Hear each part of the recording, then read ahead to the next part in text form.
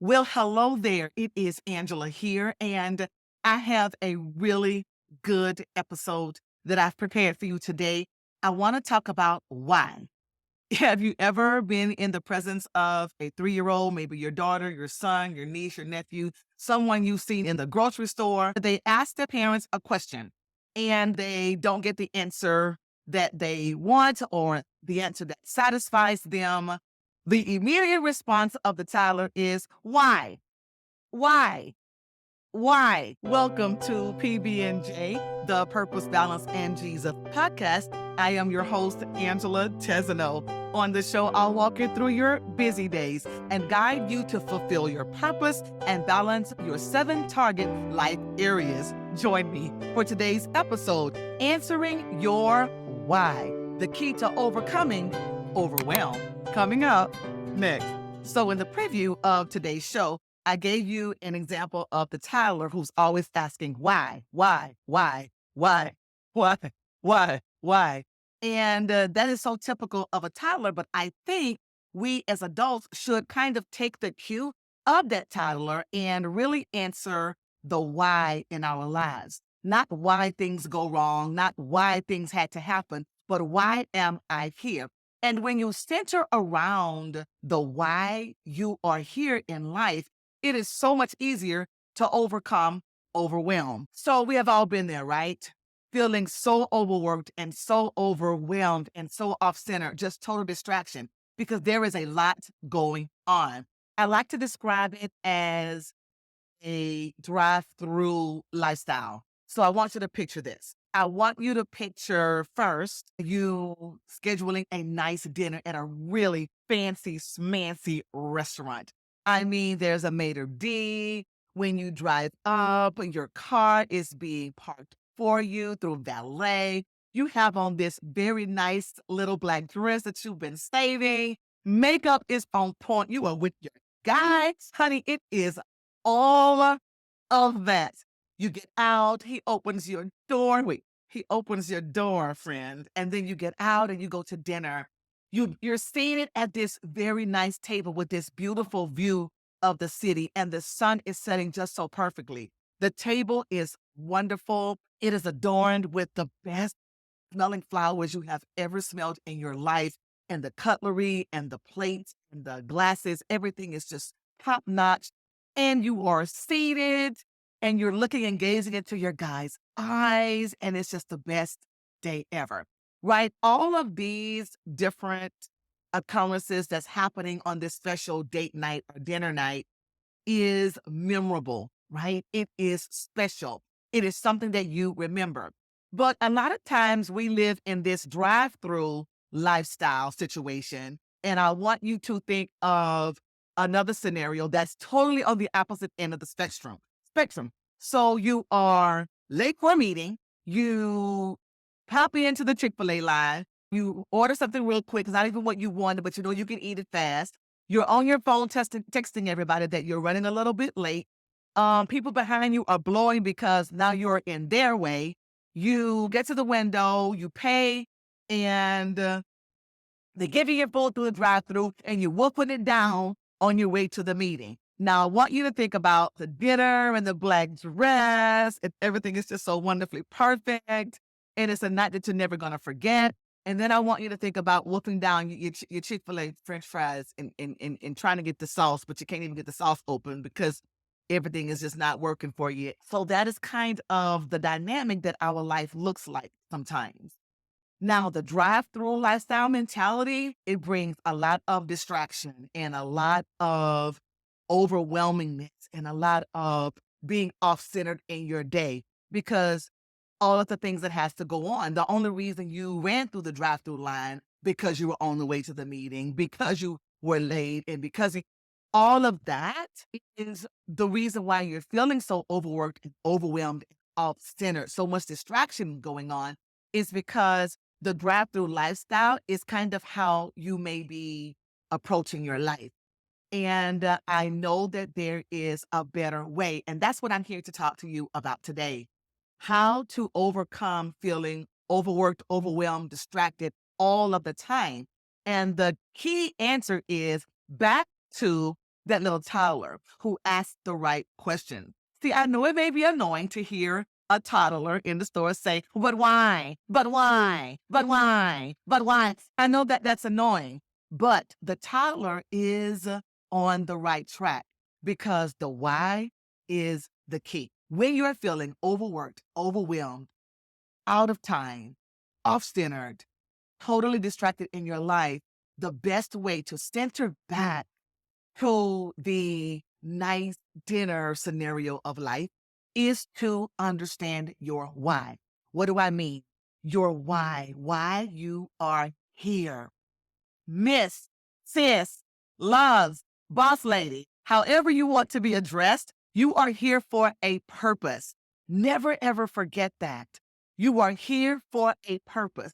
And your purpose is comprised of two things: who you are and why you are here. I would love to dive into the why part today because I just can't get the little kids' why out of my head. You know what? I want you to be the toddler. I want you to ask yourself every day, why? Why? Here is how it works. And I know this for sure because I've used it in my own life. Your why you are here literally depicts what you do well and putting that in place for others in the earth. Your why is literally connected to your who. Let me back up and explain. So, who you are is literally wrapped up into a few things. I would always start with what is your name? What does it mean? What you can do well. Okay. My name is Angela. It means messenger, bringer of truth. Totally fits into my brain, my personality, the way I act, the way I behave. Your name really does have a big significance. But here's how I know that. In the scripture, when Abraham was told that he would be the father of many nations, he didn't have any children. Like he and Sarah will live in the couple's life. Don't have to worry about the kid talking about why. They were living their best lives because they were carefree, no kids. And he was told that he would be the father of many nations. And on that vein, his name would change from Abram to Abraham.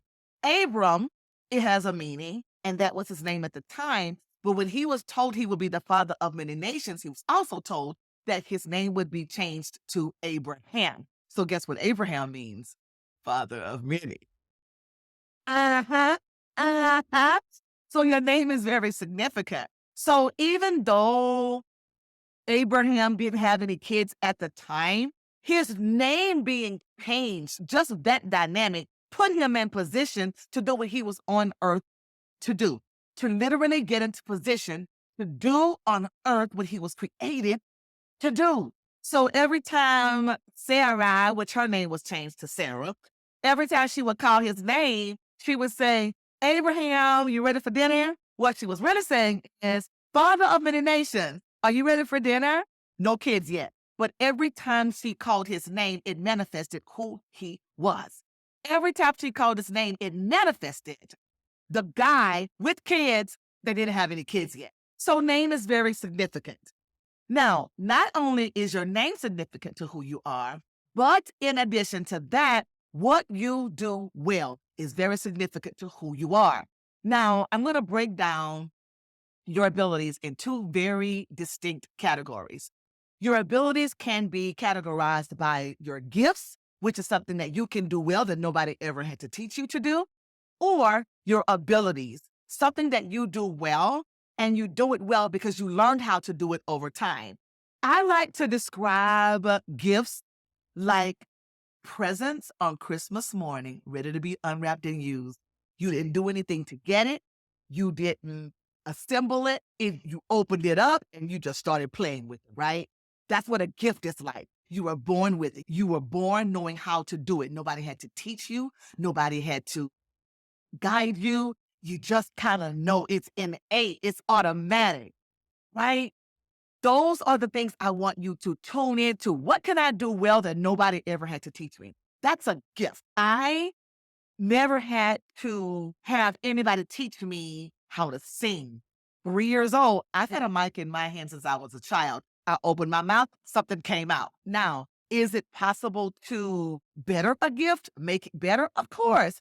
But the initial ability of a gift is not something that you have to learn how to do initially. It just happens. It comes out of you, friend. It's just you. Like, are you that person that can step in an elevator and nobody's talking and you can feel the energy in the room and you just start talking to somebody and they start smiling and then everybody else in the elevator starts talking? Gift, honey. You have to gift to connect. Can you just put a mic in your hand and just sing like all the glory? You know, that like is this something you know how to do? Or can you just put something together real quick and it's just A, B, C, D organized in place and you wouldn't even stressed about it. Ability to organize and it's just the way your brain works, a gift. An ability is something that you can hone in over time. Like I taught for 18 years. I wasn't born knowing how to be a teacher. I was formally trained to be a teacher. But the beautiful part about this is that my gifts and my ability to teach, because I was trained to be a teacher, they coincided so well. What I mean by that is this. When I walked in the role of a teacher, I brought my gifts and matched it with my ability. So, yes, I was formally trained to be a teacher with a bachelor's and then the master's in education. And then I received a master's in management and leadership. And those technical skills, I used them. But my ability from my gifts totally supported that role as a teacher, like my ability to connect and motivate and inspire in the mornings before I had coffee, I'm jumping rope teaching kids multiplication facts. That is not something they trained me to do in college. That ability to connect and see kids and connect with them is literally called the gift of exhortation, which means the gift to exhort or the gift to motivate. I brought that to my role. So, long story short, your abilities based on your gifts and your talents is who you are. And your why, you know that why that titlers give you all the time, that is how you need to behave in your life so that every day is not a drive through approach to life but that somewhere in the middle, you can maybe slow down. And when you're overworked and overwhelmed and out of time and off centered, you go back to your why. Why am I here? And when you just settle in that thought for a moment and you reconnect to, I am here because you think about that for a second and then your mode of thinking and your disposition and your thought processes and your energy, it starts to slow down. It starts to slow down because when you're feeling overworked and overwhelmed and off centered and distracted and all of these negative emotions, you're in that drive through mentality mode. But when you start to reconnect with why you are here, when you're answering your why, it requires you to slow down and reconnect and recenter. And it works. It works. Every time you stop, every time you stop and say, I am here because what that does is reposition your day because your mindset is repositioned. Now, if I'm feeling all these things coming at me, I'm recentered to why I'm here. I'm like, oh, so I don't have to answer that call just yet. Or, oh, so I don't have to send that email just yet.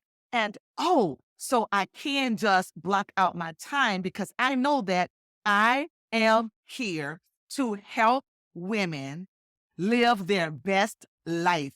How do I do that? I do that through business. I do that through a phone call. I do that through a hug.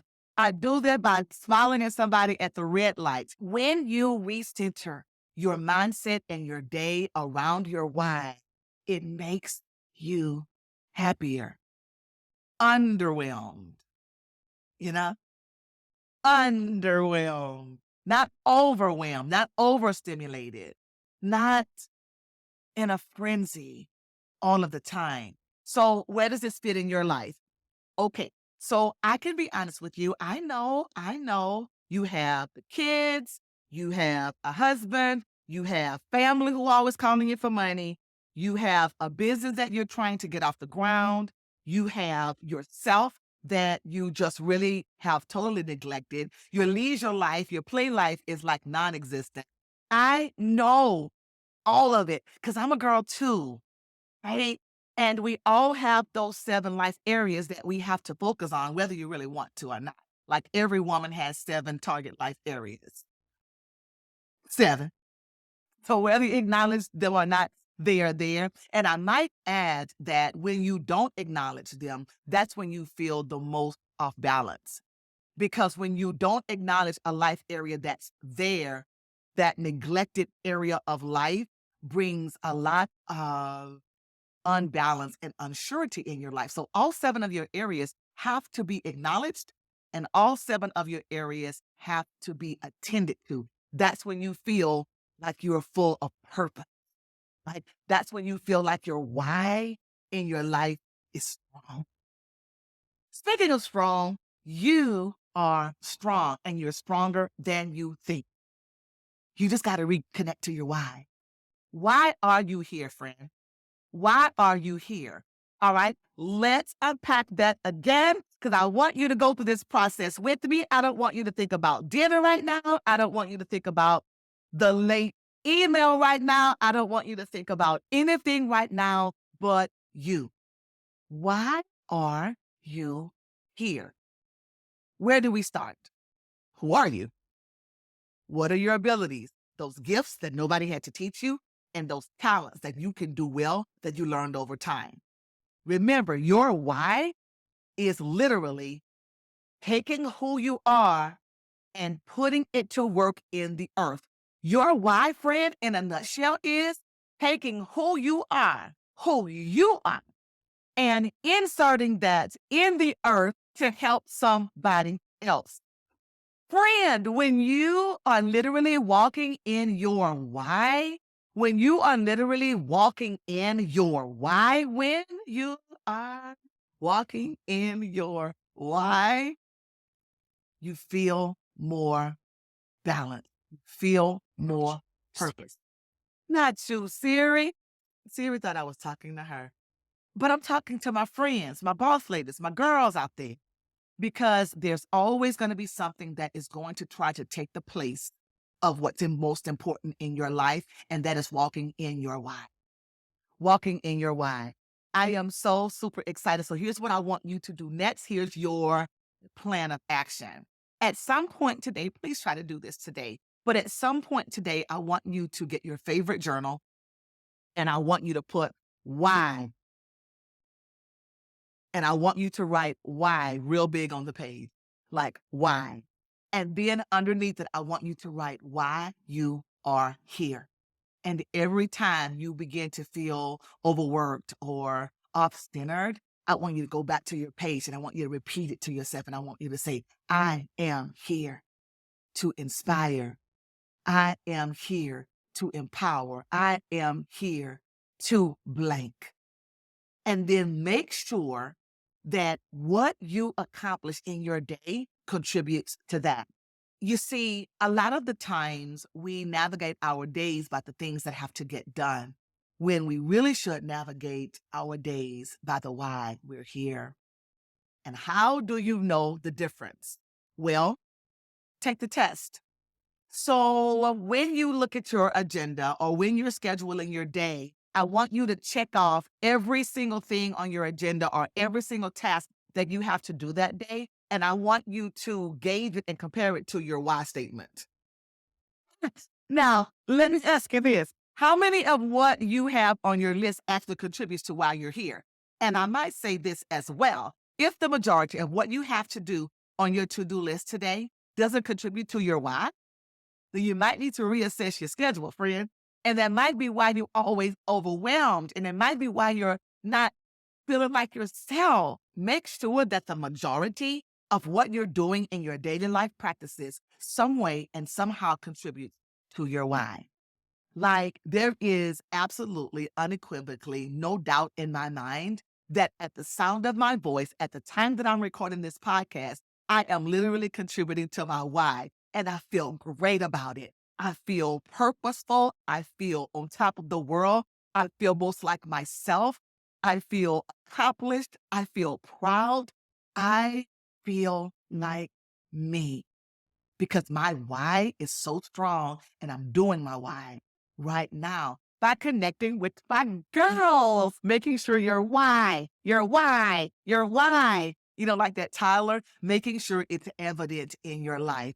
That is my why. And I'm so super excited about it. All right. So there you have it. I am super excited to connect with you today. Thank you for joining me here today on PB&J, the Purpose, Balance, and Jesus podcast. I cannot wait to connect with you next week. It is going to be an amazing episode. You do not want to miss it.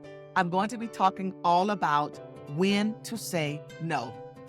You definitely don't want to miss it. When to say no. You definitely do not want to miss next week's episode. So tell all your friends not to tell you no, even though I'm talking about when to say no. It'll make sense in time. Just be here. And the last thing I want to say to you today is it's always good to have a little PB&J in your life. Bye, friends.